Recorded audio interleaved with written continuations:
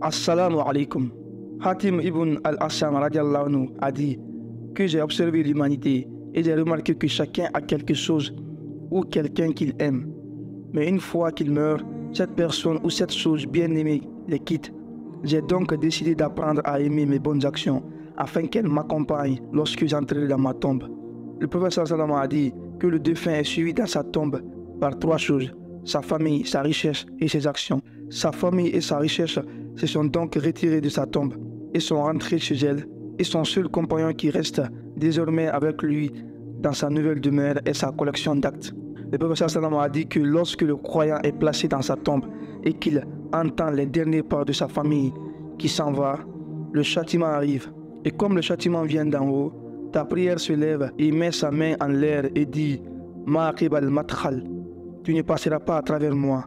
La prière protège ta tête et le châtiment te vient alors de ton côté droit. Et le prophète sallam a dit ton jeûne se lève et monte la garde et dit Ma'aqib al-madkhal tu ne passeras pas à travers moi.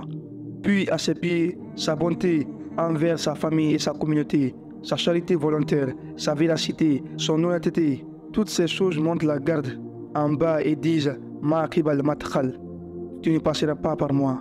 Puis on lui dit assieds-toi et il s'assoit. Le prophète sallam a dit qu'on lui fera apparaître le soleil comme s'il était sur le point de se coucher. Donc la prière de Maghrib. Toi croyant qui es habitué à la prière, si tu te réveilles à une heure bizarre et un peu désorienté, la première chose qui te préoccupe est de savoir si j'ai raté ma prière. Alors cette personne dit laissez-moi prier, et l'ange dit que tu le feras, mais après avoir répondu à nos questions. Man Rabbuk, qui est ton Seigneur?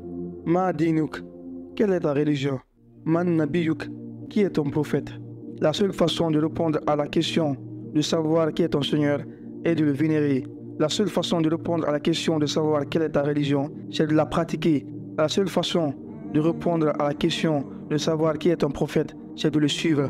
Et si tu réponds correctement, une voix s'élèvera des cieux et dira Sadaqa Abdi, mon esclave a dit la vérité. Allahu Akbar.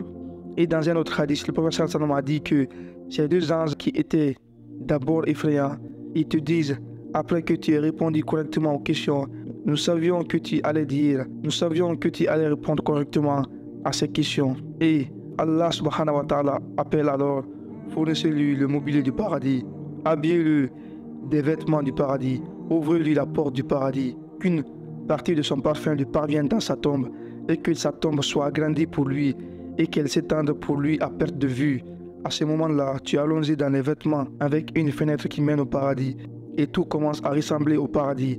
Puis un visiteur vient à toi, il a un beau visage, de beaux vêtements et un parfum agréable, et il te dit Haza yawmun kallazi kunta tu'ad, et il te dira la bonne nouvelle de ce qui t'apportera le bonheur.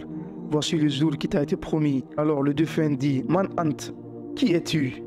Et cette personne lui répond Ana amaluka salih, je suis tes bonnes actions.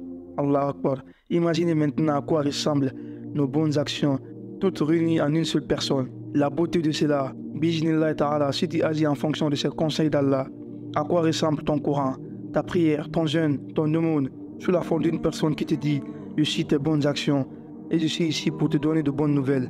Premièrement, tes bonnes actions t'ont protégé du châtiment, n'est-ce pas? D'abord, elles ont monté la garde autour de toi et maintenant, elles sont là pour t'apporter de bonnes nouvelles. Et à partir de maintenant, elles sont personnifiées et elles seront ta plus grande source de bénéfices et elles seront ta plus grande source de bonne compagnie. Ainsi, pour le croyant qui a ses actes avec lui comme provision, il a ses vêtements du paradis, il a sa fenêtre sous le paradis, il a sa fenêtre qui mène au paradis. Lorsqu'il voit sa place au jour du jugement, il ne la fuit pas. En fait, il dit Rabbi Akim Sa'a, ô mon Seigneur, établis-le. Wallahu a'lam, barakallahu fikum. Qu'Allah nous accorde une bonne fin et qu'il nous accorde le paradis éternel.